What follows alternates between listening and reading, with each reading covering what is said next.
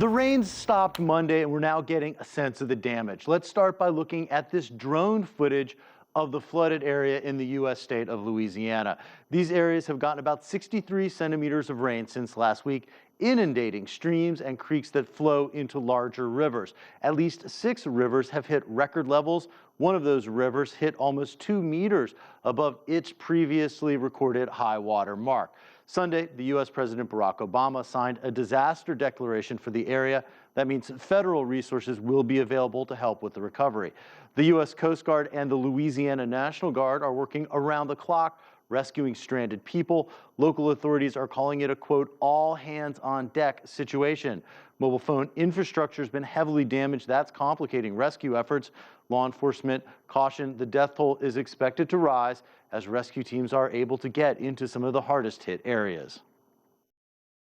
This remains a very serious event, a historic flooding, and it remains ongoing.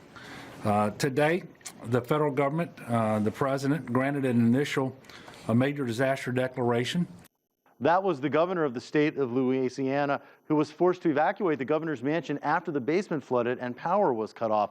Take a look at this. This is a rescue that happened Sunday in Baton Rouge, Louisiana. These regular neighborhood people came across a car that was in the process of sinking. First, they use a pole to try to smash a window to get to the woman driving the car. She was in there with her dog. Then this man jumps out, uses a knife to cut through the canvas convertible roof, and is able to get the woman out just as the car becomes fully submerged. Then he goes back underwater and manages somehow to get the dog out of the completely submerged car. Unbelievable rescue.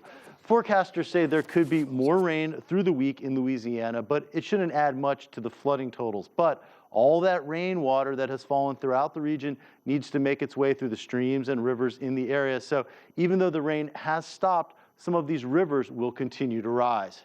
Jim Spellman, CCTV, Washington.